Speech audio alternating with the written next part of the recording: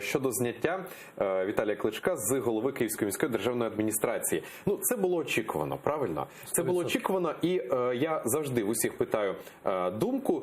Це відбувається на законодавчому рівні задля поліпшення, не законодавчому, а згідно закону. Перепрошую, це все відбувається. Чи все ж таки це зміна влади, як деякі експерти таке припускають, і тому вони також хочуть контролювати і Київ?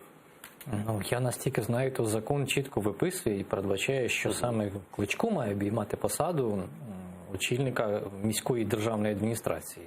Але справа в тому, що у нас трактують саме цю норму кожен по-своєму. Тобто кому як треба. Богдан вважає, що рішення Конституційного суду в цій частині воно не відноситься до нового закону. Що, мовляв, ці посади можна розділити. Хоча, якщо порівнювати суть закону, який був попередній, стосовно якого виносилось рішення Конституційного суду, саме до необхідності поєднання цих двох посад, і нинішнього, то там норми прописані буква в букву. І мені, чесно кажучи, є незрозумілим, що якщо на це спиратися, то тоді можна вважати, що Конституційний суд України може ухвалити абсолютно інше рішення, бо закон змінився, а норма залишилася. Ну, тобто логіки я, чесно кажучи, не бачу. Вона мені нагадує в цій частині саме логіку посилання на висновок Венеційської комісії стосовно законопроекту про зняття депутатської недоторканності, про що говорили. Там також стосувався цей висновок стосовно законопроекту, який був зареєстрований ще в 2014 чи 2015 році, я точно не пам'ятаю, але не стосувався нібито законопроекту, який голосувався буквально вчора.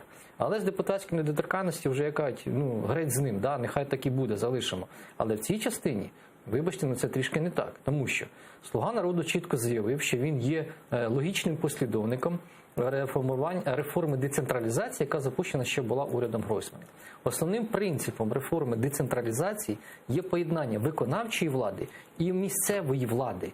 І в нас єдина рада в Україні, яка діє за цим принципом вже дуже багато років. Це Київська міська рада.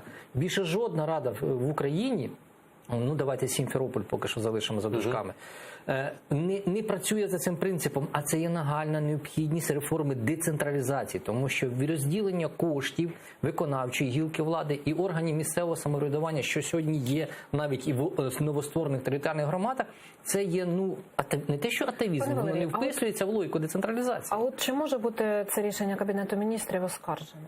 Звичайно, що може бути. Але справа в тому, що воно може бути оскаржено в судовому порядку. В судовому порядку це не так швидко станеться. Я маю на увазі не Конституційний суд, а суд адміністративний, тому що це його питання віддання.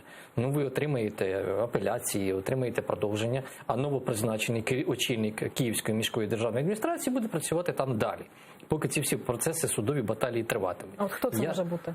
Я не знаю. Я просто не знаю, не хочу зараз говорити. Про це говорили там, що, мовляв, може бути Ткаченко, очільник компанії 1+1. Він нині в комітеті, але це нічого не заважає йому тут зайти. Можливо, так це буде. Але настільки важливо, хто саме. Ми розуміємо, що це буде представник команди «Слуги народу». Саме ця людина за визначенням там буде призначена. І це подання буде вносити Гончарук, Кабінет міністрів. Це також зрозуміло, до президента. Але визначатиме президент. У президента вже є, я думаю, на цю посаду конкретно визначена людина. Але, знову ж таки, це не вкладається в логіку. От де логіка? Можна говорити про претензії якісь до Кличка, до того, як він виконує свої посадові обов'язки, все решта.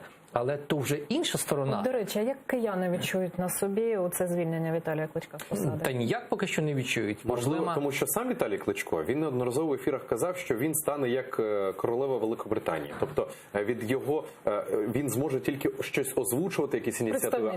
Так, а все залежатиме від голови КМДА. Він трішки лукавить, тому що там два підписи має стояти, і його, і має стояти підпис очільника КМДА, якщо ці дві посади розділять, їх і вже розділять. Тому саме відсутність цих двох підписів під документом буде означати, що документ або одного підпису, він не є правочинним, його не можна буде застосовувати.